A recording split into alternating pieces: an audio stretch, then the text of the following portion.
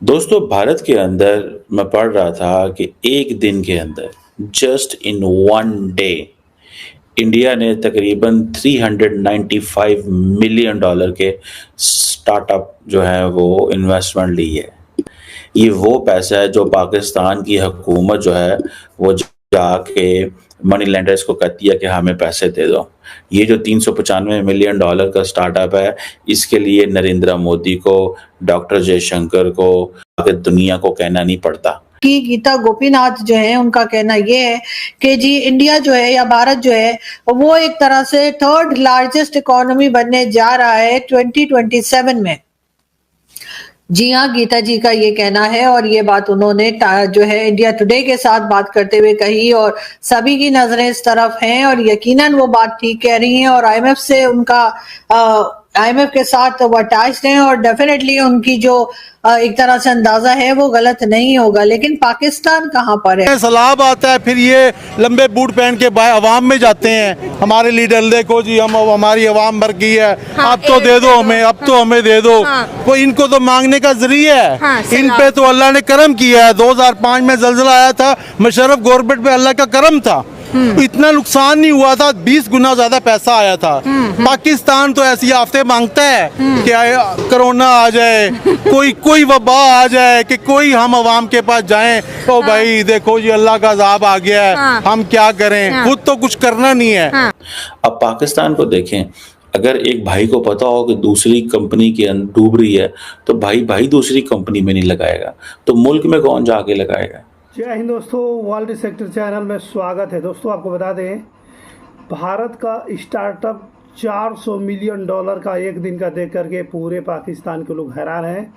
साथ में पाकिस्तान के जर्नलिस्ट भी हैरान नज़र आ रहे हैं। दोस्तों भारत का स्टार्टअप केवल एक दिन का 400 मिलियन डॉलर का देख करके पाकिस्तान के इनका जो चीमा है उनके बिल्कुल आँख के तोते उड़ गए। दोस्तों उन लोगों को मालूम हो चुका है कि भारत आने वाले चंद सालों में जो है 2027 तक, ज़्यादा साल नहीं, मात्र 2027 तक जो है भारत तीसरी बड़ी इकॉनमी बन जाएगा। क्योंकि ये देख रहे हैं कि भारत की ग्रोथ किस हिसाब से चल रही है, भारत कितना आगे, स्टार्टअप एक दिन का इतना बड़ा है तो आने वाले साल के अंदर ये कितना जैसे आगे बढ़ेगा।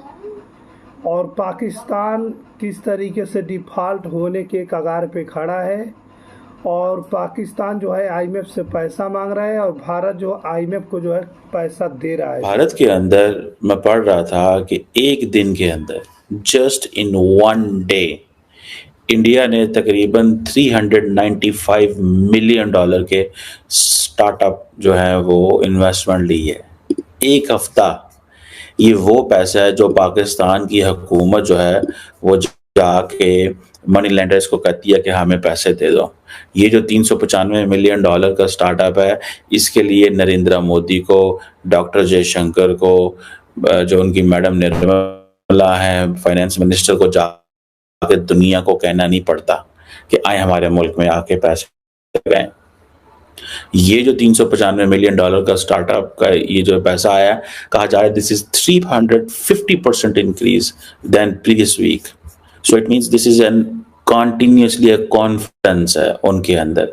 आपको पता है सिर्फ just in the month of July, ये जो गुजरा है, अभी तो हम अगस्त में बैठे हुए ना, इंडियन स्टार्टअप के पास 1.3 बिलियन डॉलर आए। अब देखें कि ये जो जिसे कहते हैं ना कि इतनी बड़ी तादाद में इतना बड़ा पैसा भारत के अंदर आ रहा है और हमारे मुल्क के अंदर क्या है, इंटरनेट ही नहीं चल रहा, इंटरनेट ही नहीं चल रहा है। हम मतलब we are looking for internet. So 400 million dollar जो है, इट मीन्स कि 400 मिलियन डॉलर की आइडियाज हैं जो भारत के लोगों ने पिच किए या बाहर से लोगों ने पिच किए कि हमें भारत के अंदर काम करना चाहिए, तो it is going to help us.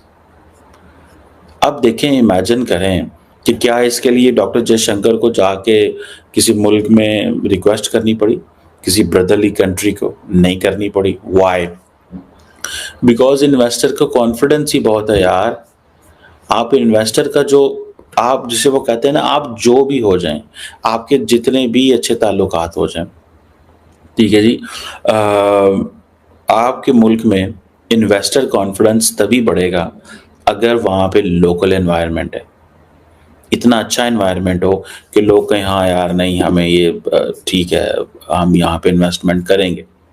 अब पाकिस्तान को देखें, अगर एक भाई को पता हो कि दूसरी कंपनी के अंदर डूब रही है तो भाई भाई दूसरी कंपनी में नहीं लगाएगा, तो मुल्क में कौन जाके लगाएगा?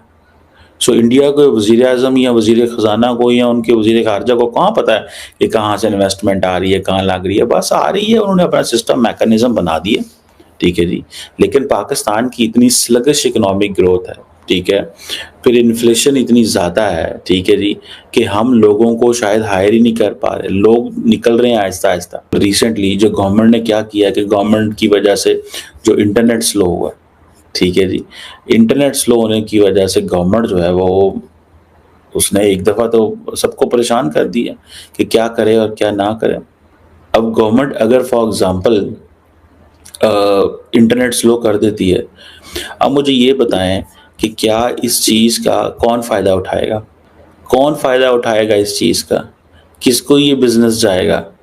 जब पाकिस्तान की तरफ देखते हैं, हम कहते हैं जी हमारे पास 65% यूथ, 65% यूथ। अब देखना ये है कि वो जो 65% यूथ है वो देखती है कि हमारे जो टनल विजन पॉलिसी मेकर्स हैं, छोटी छोटी उनकी टनलों में जैसे जतन होता ना, विजन ही कोई नहीं है।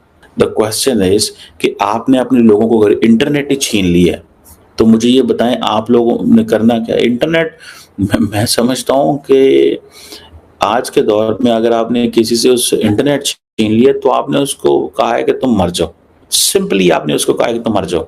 द पॉइंट हियर इज कि भाई $350 मिलियन एवं नहीं आता यार, ये 400 मिलियन, एक बिलियन डॉलर साल साल महीने में आ रहा है, ठीक है जी, मतलब एक महीने में बिलियन बिलियन डॉलर आ रहा है। कल मैं आपको बता रहा था कि 2022-23 में रहला इंडिया ने 70-72 अरब डॉलर की फॉरेन डायरेक्ट इन्वेस्टमेंट आई, 70 अरब डॉलर की यार। कि गीता गोपीनाथ जो है उनका कहना ये है कि जी इंडिया जो है या भारत जो है वो एक तरह से थर्ड लार्जेस्ट इकोनॉमी बनने जा रहा है 2027 में। जी हाँ, गीता जी का ये कहना है और ये बात उन्होंने जो है इंडिया टुडे के साथ बात करते हुए कही और सभी की नजरें इस तरफ हैं और यकीनन वो बात ठीक कह रही हैं और आईएमएफ से उनका आईएमएफ के साथ वो अटैच्ड हैं और डेफिनेटली उनकी जो एक तरह से अंदाजा है वो गलत नहीं होगा। लेकिन पाकिस्तान कहाँ पर है? पाकिस्तान इस वक्त हमें कहीं भी दिखाई नहीं दे रहा, बल्कि थर्ड लार्जेस्ट तो छोड़िए कि किसी भी नंबर पे पाकिस्तान की इकोनॉमी जो है वो हमें आगे बढ़ती हुई दिखाई नहीं दे रही। बहुत से लोगों का कहना यह है कि जी पाकिस्तान में तकरीबन 200 के करीब गोल्फ ग्राउंड या गोल्फ क्लब्स जो है वो सरकारी खर्चे के ऊपर चल रहे हैं और ये गोल्फ खेलने कौन लोग जाते हैं आप ही को मालूम है, सभी लोग जानते हैं कि ये भाई लोग हैं जिनको ये गोल्फ का शौक होता है। तो कहा ये जा रहा है, लोग ये भी डिमांड कर रहे हैं कि इन गोल्फ क्लब या गोल्फ ग्राउंड जो है उनको जी जो सरकारी खर्चा दिया जाता है वो सरकारी खर्चा बंद किया जाए और अगर इन लोगों को चलाना है तो अपनी जेब से चलाएं, सरकार से पैसा ना लिया जाए। इस तरह से भी कुछ खर्चा कम किया जा सकता है। दूसरी तरफ हम ये भी देखते हैं कि पाकिस्तान में पाकिस्तान चलाने वाले लोग जो हैं, जो पॉलिसीज बनाते हैं, उनकी फैमिलीज यहाँ नहीं रहती। मैंने कई बार कहा है कि उनकी जो डुअल नेशनल्स होते हैं। भारत का स्टार्टअप देख करके पूरे पाकिस्तान के जो पढ़े लिखे जर्नलिस्ट हैं जो भारत के बारे में दिन रात रिसर्च करते हैं, उन लोगों को पता चल चुका है कि भारत जो है कितना तेज़ी से आगे ग्रो कर रहा है दोस्तों।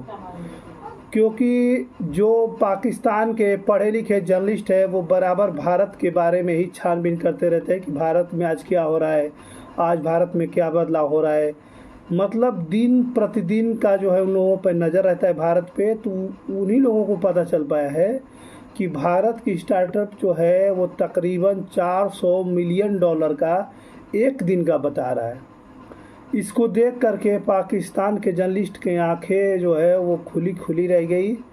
उन्हें पता चल चुका है कि भारत जो है महज 2027 तक जो है तीसरी बड़ी जो है वो इकोनॉमी बन जाएगा दोस्तों।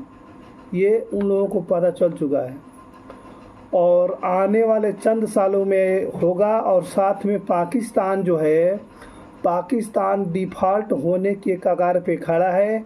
अभी भी पाकिस्तान जो है भारत से व्यापार करने के लिए जो है वो भीख मांग रहा है। पाकिस्तान के लोगों का कहना है कि भारत अभी भी अगर चाहे तो व्यापार के जरिए पाकिस्तान को डिफॉल्ट होने से जो है वो बचा सकता है दोस्तों। पाकिस्तान आईएमएफ से पैसा मांगता है, चीन से पैसा मांगता है, भारत जो है वो आईएमएफ को कर्जा देता है और पाकिस्तान जो है वो आईएमएफ से कर्जे लेते हैं दोस्तों।